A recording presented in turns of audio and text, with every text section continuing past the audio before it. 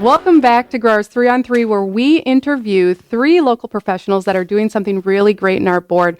I am so excited for today's guests who have been recognized for being behind the scenes experts for our today's topic, social media. So we're going to get started. If you would, please introduce yourself, your brokerage that you're with, and why you chose to become a realtor. This wasn't a test question that gave us ahead of time, so now we've got to come up with this on the spot. No, I'm just kidding.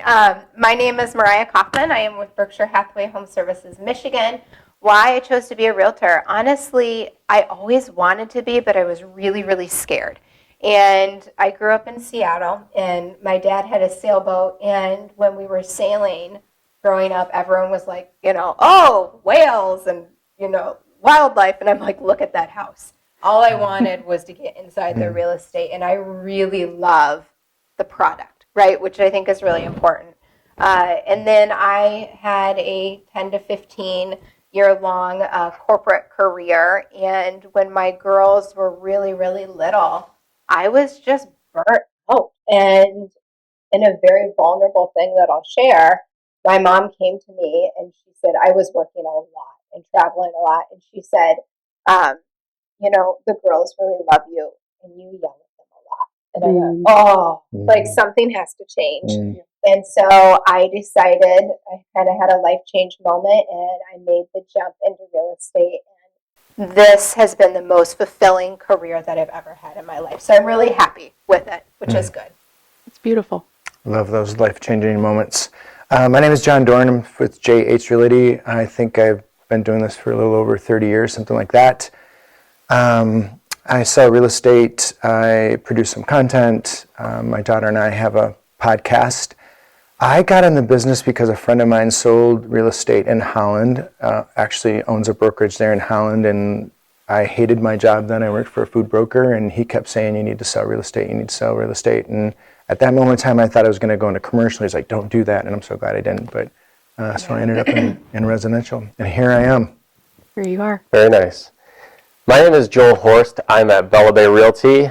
I got into real estate because I was actually house hacking. I was buying my first rental, moving on to the next one, and then I decided that I might as well get comfortable with the buying and selling process because it will help me scale myself. Right. I know. Yeah, really good reasons, things that I've heard repeated a handful of times, so you're not alone, but those individual decisions to get into real estate really make a difference, don't they? So thank you again for being here. Like I said, you guys were recognized as standouts on social media, and we would love your take on it. But to kick it off, to get started, what social media platforms are you on, and why did you choose that one? I'll start. I'm on Facebook and Instagram and YouTube, and the reason is simply math. That's where the people are. And that's where the people are that can afford to buy a house. So I'm sure one of my daughters is turning 11 this year. In a few years, there will be some new type of, social media that she'll be on that I will have absolutely no clue about. But one of the things that I talk to our agents about is making sure that you are where the eyeballs are that can actually afford to buy the home, which I think is so important. So for me right now, it is Facebook, YouTube, and Instagram, and a little bit of LinkedIn as well. Very nice. Go ahead, Mike. I am on Facebook, Instagram, and YouTube as well. I have 2 Instagram accounts. One is my real estate, one is my personal, and that is one of those things that it just happened to be. Actually, my current real estate Instagram used to be my small business that I had for 4 years prior to real estate. So I tried to keep those followers and make the transition, and of course I lost a ton of them, but now it's still on the upwards trend. So that's what I use. Right on. Well, let me preface this conversation by this is our gift to all realtors, like every single real estate agent. If you're not on social media, I'm a little mad at you, and I'll tell you why. Like 20 years ago, what I needed to do to get in front of people cost so much money. If I wanted to run a 30-second ad on Wood TV8, it would cost me so much money. This is free. Like it's completely free. Now, granted, I do have a social media, I'm on my second social media director. I do believe in it, producing content, but you don't have to. It's absolutely free. I tend to start at TikTok. I go from creating content on TikTok. I go from TikTok to Instagram to Facebook, and then YouTube Shorts also. I think that our audience is, just because you're on Facebook, you might not be on Insta. I really learned that kind of the hard way. Like I think some people have got off of Facebook because they're kind of sick of politics and they're on Instagram. And then YouTube kind of blew my mind that we are doing well on YouTube. And then I found that I could post a video on TikTok and it might bomb, and that same video will crush it on Insta or crush it on, Facebook. So unfortunately, I think that it's important every platform. And I think I don't know about LinkedIn. Like I feel like LinkedIn was on life support, and it woke up, and we're feeding it now. I use LinkedIn more for the higher level kind of corporate thought leadership pieces. So for example, today I posted, one of my professors in grad school just gave a TED talk at Wrigley, and I posted that and had a comment about it. For me, that's more thought leadership as an overarching. I think, and what you're saying is absolutely key. You have to use each medium for what it was built for, right? So I don't tend to put content on LinkedIn about how to buy a house. The LinkedIn community owns houses already. So it's more about the thought leadership piece of it, or how to get more out of your home, or investment techniques and things like that. Yeah, and I actually have used LinkedIn for a few articles and stuff like that occasionally, but it's typically trying to make every piece of content fit for each platform. Like you said, YouTube Shorts is really easy because you can take an Instagram reel and also put it on Shorts. You can also put it on Facebook Reels, but then if you get the transcript from that and make it an article on LinkedIn, it might be a way, but it's definitely more work. Yeah. Interesting. You're definitely spreading a wide net there with Yes. that action of replacing. I think you guys, and I've researched all of you, have done such a great job, I follow you too, have done such a great job speaking to your audience in the places that you are.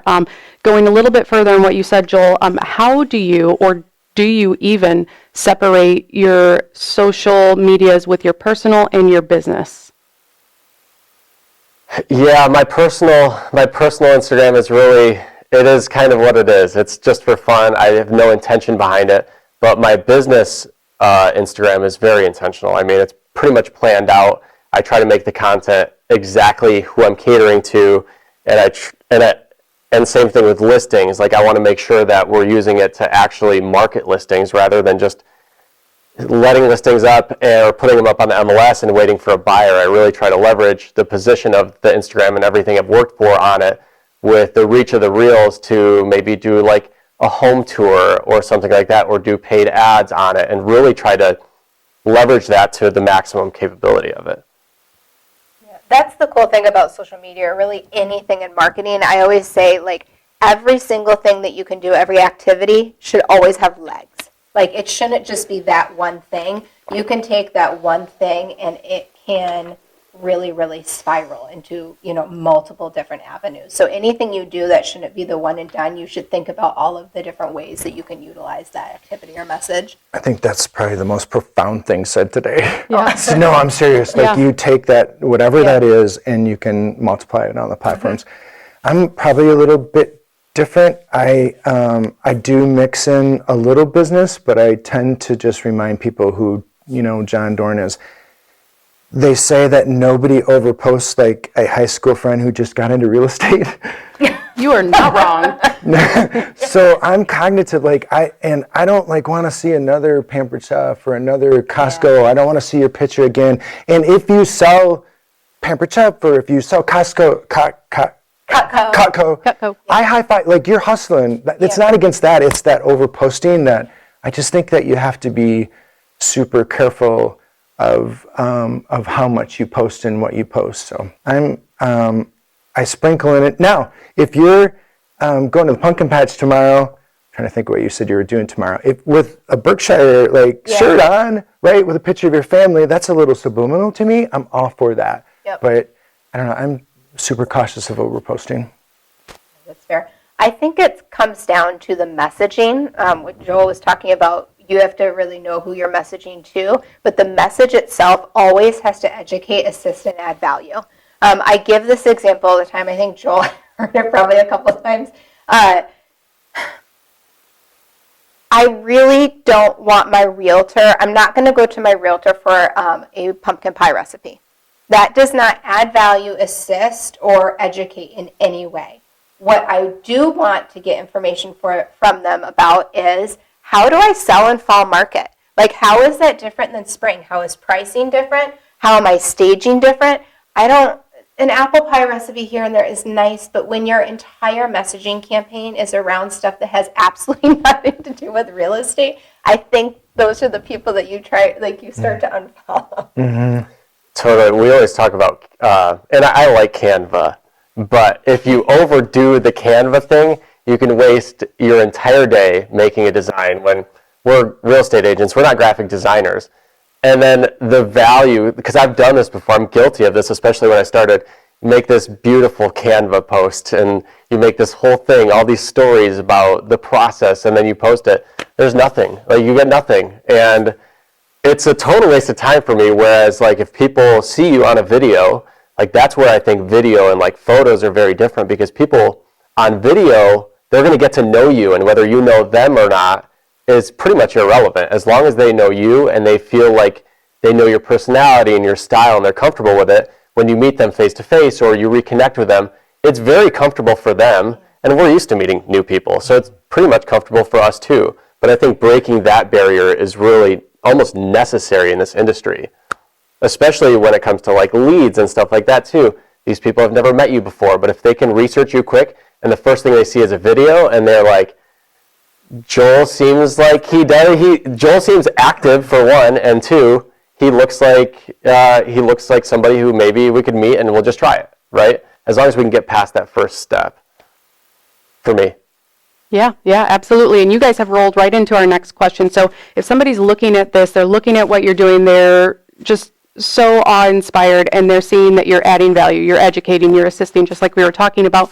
What are some action items, some real-world things that they can do to put legs underneath their social media? Is it video content? Is it a content calendar, like showcasing a property? What do you recommend these guys to start with? I will tell you the number one mistake that I see all new agents and experienced agents do. Why are you looking at me? He's pointing at you. Because this is not So you. I need a pen. No, sorry. Okay, there's so many cameras. Number one mistake that I see agents make across the board is they look at social media as a way to prospect, and it's not. Social media is a marketing tool, and if you want to have like a really secure lead gen strategy, you have to do marketing and prospecting together at the same time. So I see this month over month over month. We have new agents that come in and they get all excited, they're well trained, they go out and they hide behind social media. So they sit there and they're putting up all these posts, and maybe they're doing video, most of them don't. And then they're like, why aren't people calling me? Well, who have you called? The first thing I ask them when they come in is, and they say, I'm not moving, like I'm not working. I go, well, what prospecting activities have you done? Because, and don't get me wrong, I think marketing and social media is 100% important, but you have to have that prospecting piece in there too, so they connect. Like Joel makes the call to the person, and then when they research them, then they see them online. And I think that's just such an important key. There are some actual activities that you can do in social media, like using the messenger apps and things like that to actually actively reach out and start conversations. To me, that's more prospecting. But to just hide behind the marketing, your trajectory kind of goes like this compared to the people I see that actually pick up the phone or door knock and use social media as a way to support those efforts. It's like manifestation without action. Yeah. I'm going to manifest someone to win the lotto. Well, you can't win if you don't go play, right? Like, you don't pick up the phone, you can't play. I mean, if you're a client of mine, you're posting 5 times a week. I'm okay with a little real estate splattered in, but you're active on social media. It's a great way to stay in front of your, if it's your birthday, you're probably getting a message from me, not only on your wall, but also on, through Messenger. I'll even sometimes sing to you, which I'm sorry if you've gotten that from me. What a fun moment. I can't wait for that in this next All right. asking for it. So I think, it's a again, social media is a gift if you use it correctly, and you can stay in front of people as long as you're not shoving real estate down your throat. informative versus entertainment. So you can choose your poison. I tend to go more on the entertainment side. If you're going to go on the informative side, it needs to be very informative, and you need to keep people's attention. Engaging. It's got to be engaging, and it's got to be damn good. I'll challenge that a little bit though, because I do follow you and I have been watching, and yours is entertaining, but it's also informative. What you are saying in an entertaining way has substance. So I think that's what. You're 100% right.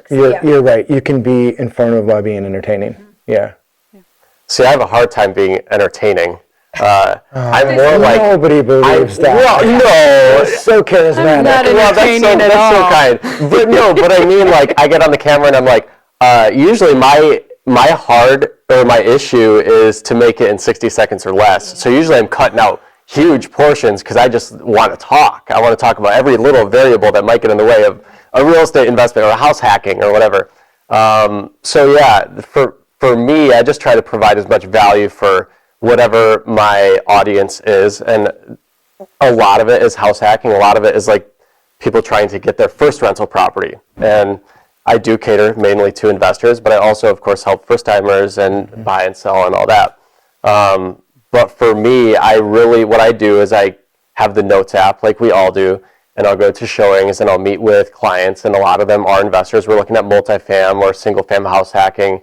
And if they ask me a question that I think I haven't addressed, I just write it down. And then typically I address it in a video. Of course I address it in person, but it helps me stay creative, because otherwise I'm going to talk about FHA 4-unit as the first purchase on every single video, because that's all I want to talk about. But it helps me stay creative, and I think the value does work as well. The other thing I do is I have a MailChimp, which I'm sure everybody's heard of. It's like a mailing list, of course. But on there, what we've been doing is we take all of the current rental properties that are for sale, all the 1 to 4 unit. We structure it into 300K and less and 300K and more, and we do a 20%. What would it cost to acquire the property at 20% down, right? 20% down. What would the taxable value be after the sale? And at the mortgage payment with today's interest rate, which is adjustable on there, what would your cash flow be with the current rents? So it's a really quick, like, for the real active investor, especially if you're beyond house hacking, let's say, and you're buying 20% down on each with like a DSCR, it's a really easy way to say, okay, here's 4 current cash flowing properties that we can look up the rent comps later. But all the rest of these are an immediate negative cash flow. So either they need work, or we need to up the rents, or they're just way below market rent, but we can look at that secondary. But for them, that's one of my favorite things for buyers that come in through social media, to link them to that if they're really serious. And then from there, they'll send me, hey, I want to know the rent comps on these properties. So that's kind of my funnel, but I also look at that myself when I'm buying. So. Nice. Yeah, I do too. Let's continue on that thought. How are you guys measuring your marketing effectiveness with lead generation? Are you looking at click-through rates or engagement shares? What are we doing over there? Boy, your bank account and your pillow are your accountability partners, right? So I track when the best time, I know when to post on Facebook. I know when to post on TikTok. I know when my followers are on. I play with Instagram a little bit. If you're getting views or likes, if you're not getting any, attention, you're, like Gary Vee says, I'm being shadow banned. No, you're not. You just suck, right? Like, so. Well, Gary Vee. Yeah, I kind of keep track of it that way. But my metrics of when to post are there, but my is it working is really my bank account. I walked out of a Planet Fitness one time, and I bumped into a baby gorilla. It kind of looked like you, and I'm like, baby gorilla? Yeah, he was just jacked, man. He was pumped. Absolutely flattered. Did the lunk alarm go off for him while he was there? Yeah, and I'm like, hey, can I ask you a question? He's like, sure. I'm like, how long? He's like, how long? What? I'm like, how long have you been doing this? He's like, 13 years. It's consistency, right? It's time. Yeah, It's for time sure. on task over time. Yep. Time on task over time. So whatever it is, you can't just throw a stupid video of you, what are rates, and expects the phone to ring, right? This is a consistency game. So that's how I measure it. is John, you my- pulled that all together. I was very worried where we were going with that story for a second. I was so concerned. I do too. I love that You're story. like, oh no. I was like, where do I got to moderate from here? How do we get from baby gorilla to social media? Yeah. Good. I love that though. When I was telling you guys earlier, when I started doing video, it was a competition. Who could get the most views out of 2 videos? And when I did the first video, I got really good feedback. A lot of people started saying, "I've been seeing your videos," and I just thought that was so wild because I made 2 videos, and so then it kind of put me in the spot of like, oh, all of these random people, they know of me because of the video. Like, it's for them, maybe it's a conversation piece, or maybe it's the last thing that they saw of me on social, or the last thing they remember about me. I don't know, but that's kind of what kept me going. And I honestly think like, you make 10 videos, you're still very new.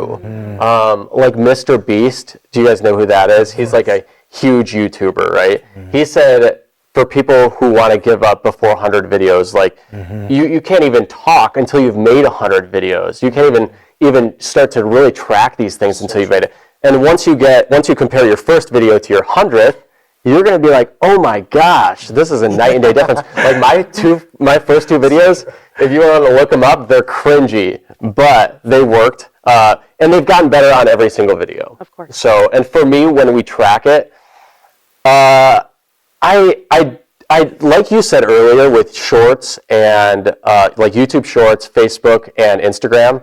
If you post on all 3, you won't get discouraged because one of them will probably do decent. It's because I've had it where my Facebook reel gets 100 views, and I'm like, what an absolute flop. But then I look at like YouTube, and I'm like, oh, I got 400, which for 4 subscribers, it was fine, right?